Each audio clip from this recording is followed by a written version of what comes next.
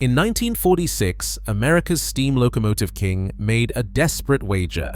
Compress 2 years of diesel engine testing into just 6 months, all to stop General Motors from swallowing the rails.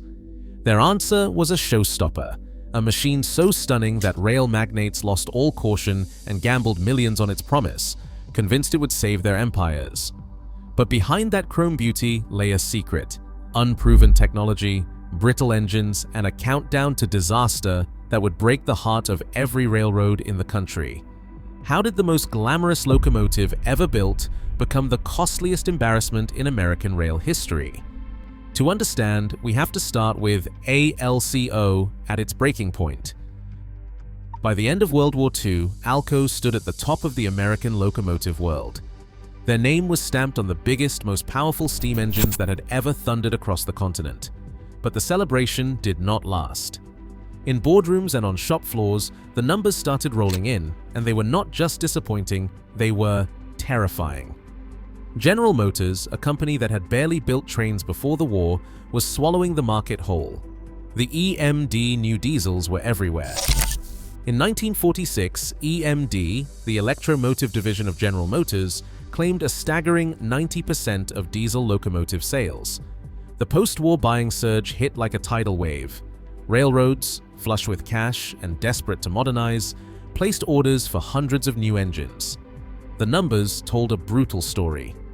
Nearly every major railroad was signing contracts with General Motors, not ALCO. The procurement window was brief. Railroads wanted to replace aging steam fleets all at once, and whoever landed those orders would control the rails for decades. ALCO's own projections showed their share collapsing, with only a handful of loyal customers left. For a company that had built its empire on steam, the message was clear and cold. The world was moving on, and it was moving fast. Inside ALCO headquarters, pride gave way to panic. Engineers and executives looked at the sales charts and realized they were being boxed out of the future. Their rivals were not just winning, they were locking ALCO out of the game. Every day the company waited, another railroad signed away its loyalty. The old ways, 2 years of careful testing and patient engineering, were a luxury that no longer existed. The clock was ticking, and every second lost meant another nail in the coffin. ALCO leaders knew the next move had to be bold, even reckless. The only chance left was to gamble everything on a machine that could stop the General Motors juggernaut in its tracks. Orders went out in the winter of 1946. The old rulebook was tossed aside. ALCO's top brass, cornered by the numbers, demanded a new engine on the rails within months, not years. In the past, every locomotive spent 2 full years in the test shop, running day and night, every floor hunted down before a single sale. Not this time. The 244 engine, still little more than a stack of blueprints and a few test blocks, was given just 6 months to prove itself. Every department got the same message. There would be no second chances. Production lines in Schenectady and Auburn were told to retool overnight. Engineers, still arguing over design details, watched as prototypes were loaded onto flat cars for field trials before the ink had dried on the drawings. Internal memos from early 1946 show the urgency. Phrases like market window closing and immediate delivery required echoed through the correspondence. One directive authorized the purchase of raw materials before the engine had even passed its first endurance run. Diesel blocks left the foundry and went straight to assembly, skipping the usual torture tests that would have exposed hidden weaknesses. The stakes were clear in every frantic decision. If ALCO missed the post-war buying spree, there would be no recovery. Railroads were not shopping for reliability, they were shopping for hope, and they wanted it now. The company's future hung on a bet that speed could make up for uncertainty, that a half-tested engine could win back the market before General Motors locked it all away. The clock was running, and there was no way back. With the stroke of a pen, ALCO committed itself to a crash program. 6 months to design, build, and deliver a machine that could save the company. The gamble was set. The only thing left was to make it beautiful enough that nobody would ask what was going on under the hood. Ray Patton was not a railroad man. He came from General Electric Consumer Division, a world of toasters, radios, and kitchen appliances, products built to catch the eye in a department store window. When ALCO and General Electric joined forces, Patton was handed a blank canvas and a single order: make something that would stop the world in its tracks. He did not design for the rails, he designed for desire. Patton started with the nose. Instead of the blunt, boxy faces that had defined locomotives for decades, he drew out a long, low prow, part bullet, part luxury coupe.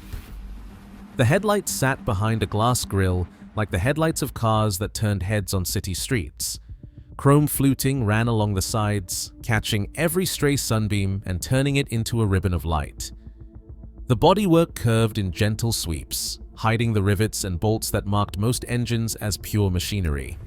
Even the paint was deliberate, deep reflective finishes that changed with the daylight, from cool silver mornings to blazing red afternoons. Art Deco lines and streamliner cues gave the PA a confidence that no other locomotive could match. It looked like it was built for speed, even when parked.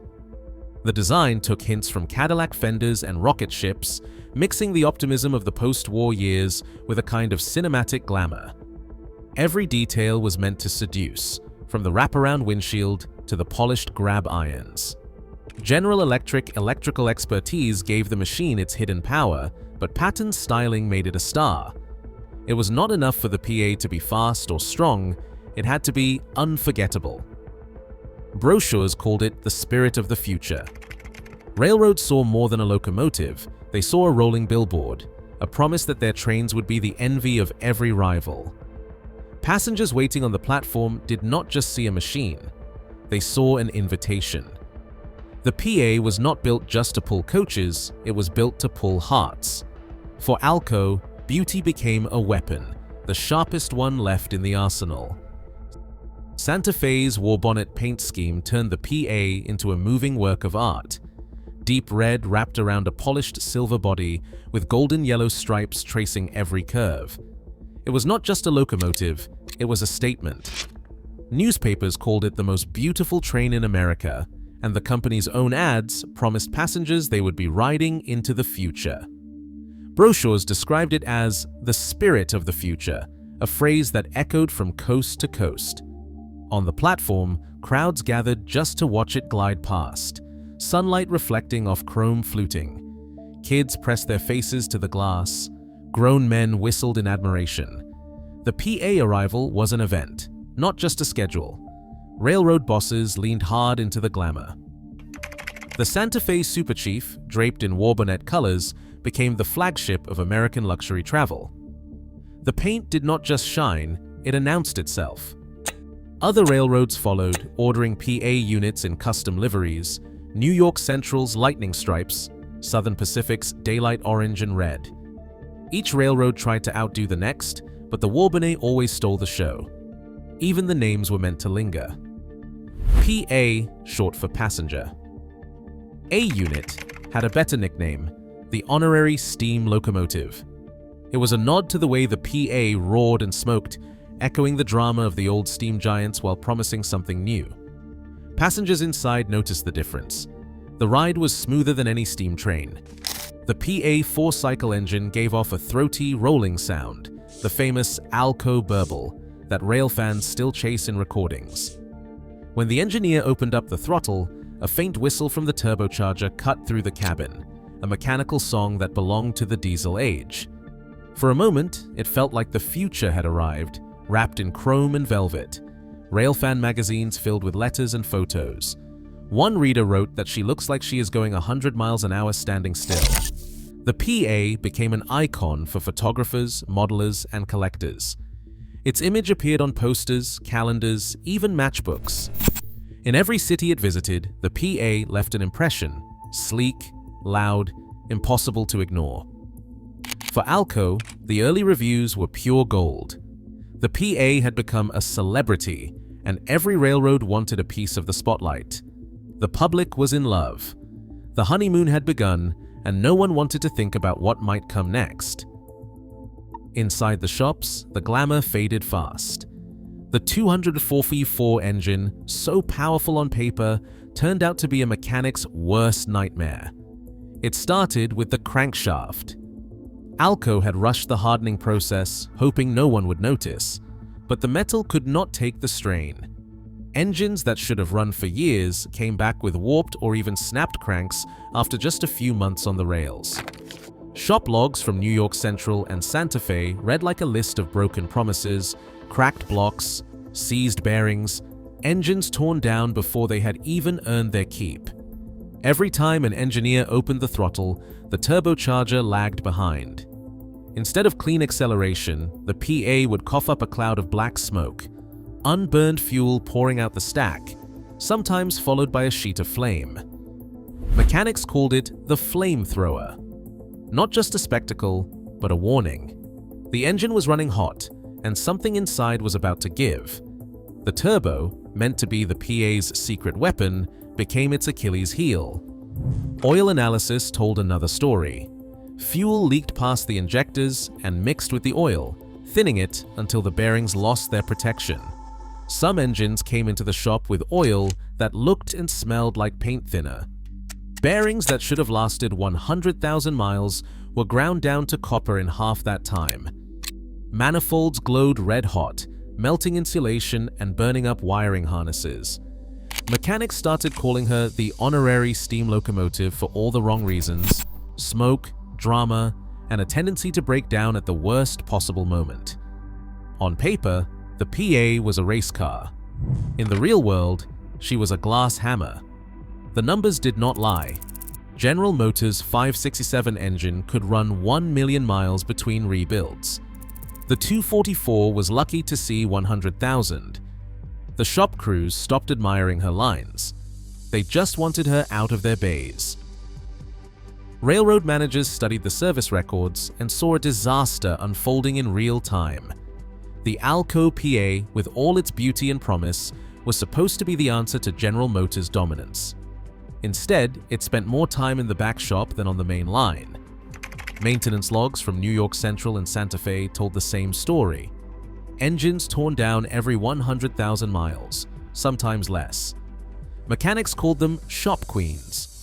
Schedules slipped, trains ran late, and the cost of keeping these machines on the rails spiraled out of control. The numbers were impossible to ignore.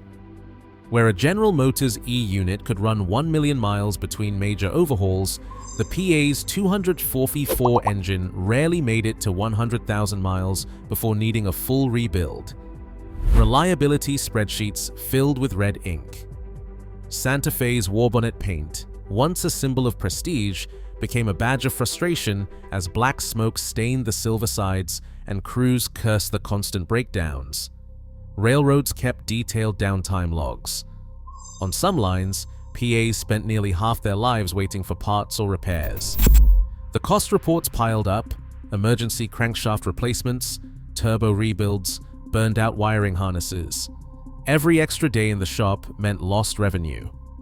Accounting ran the math and reached a cold conclusion: no matter how good the PA looked, it was eating the company alive.